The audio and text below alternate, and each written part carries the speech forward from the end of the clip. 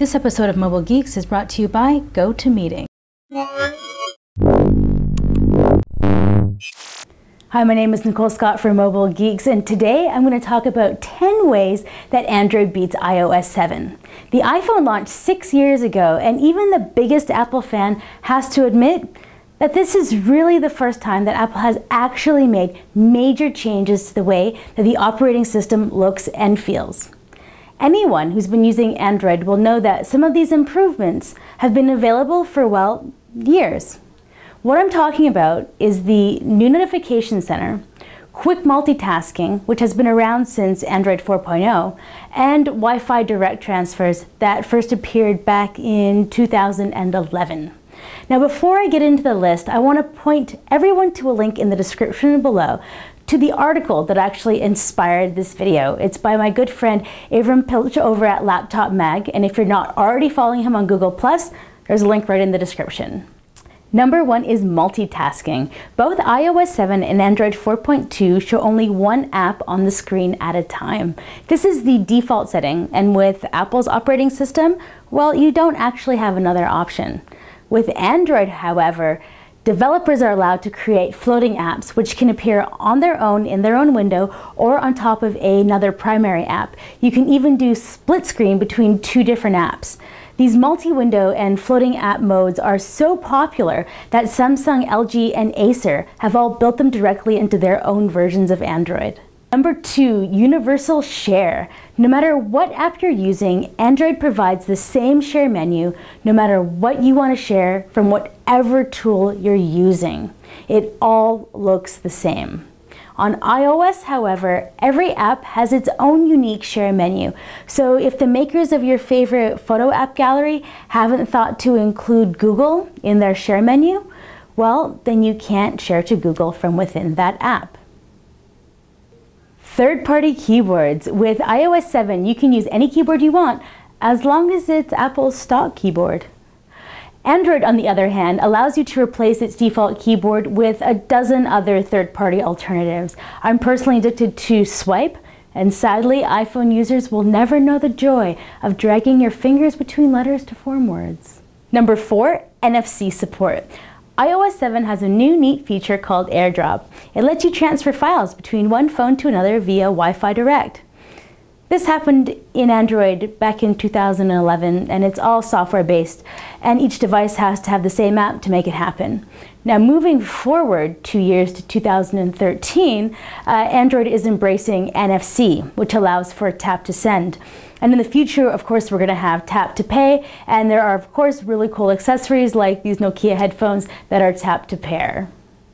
Number 5, widgets and home screens. All Apple devices greet you with a list of icons. The most exciting that it can get is a folder with more icons in it.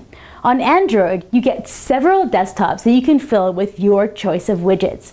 Widgets place dynamic information front and center, and it's whatever information you're after: social feeds, latest emails, or favorite photos. Android has thousands of widgets. iOS 7 has none. Number 6, working file systems and attachments. Have you ever tried to look around the file system on your iPad or iPhone? Challenging doesn't even begin to describe it. Even something as simple as attaching something to an email can require you to use a share function in another app. Like if you make something in iWorks, you have to share it from that app. On Android, you can attach any type of file you want to your emails, whether you compose them in Gmail or in another third-party app. Number 7, installing non-market apps. Apple's App Store is the ultimate monopoly. Not only is it the only app store that you can purchase software from, but it's the only way that users can install new software. You can jailbreak your device, but there are risks. Android, on the other hand, has at least a dozen other marketplaces, and we don't have an overlord banning apps left, right, and center.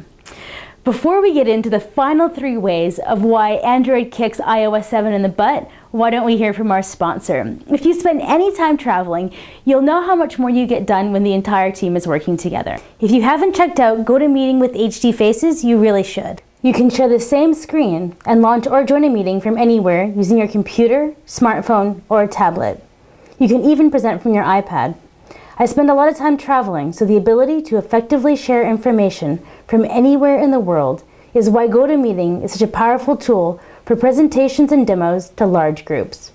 Business is often personal, so being able to feel like you're in the same room is invaluable.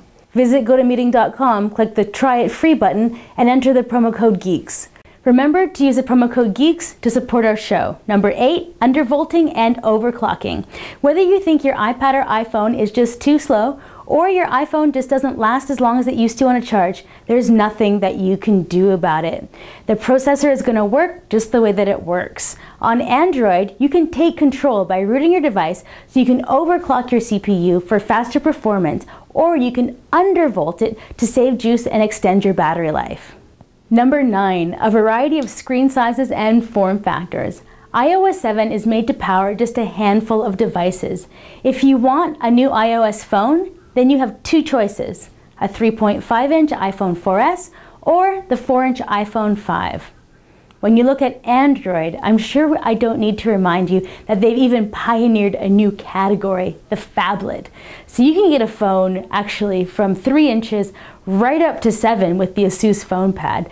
Tablets come from 5 to 13 inches, and you can even get media centers or computers on just a little stick with many different versions of Android on them. Custom launchers. If adding custom widgets to your home screen just wasn't enough, perhaps you'd like to change the way that you navigate your device. Launchers can control everything from the app drawer to the icon style to the animations that occur when moving between desktops. There are at least a dozen popular third-party launchers. My personal favorite is the Nova launcher. On iOS, you have one way that you can navigate through the home screens and just one look for the default icons. Once again, huge shout out to Avram over at Laptop for writing such an awesome article. If you haven't checked him out on Google+, there's a link down below. And while you're clicking, why don't you, oh, it's over here, why don't you subscribe to this channel and maybe like this video. I'm Nicole Scott from Mobile Geeks.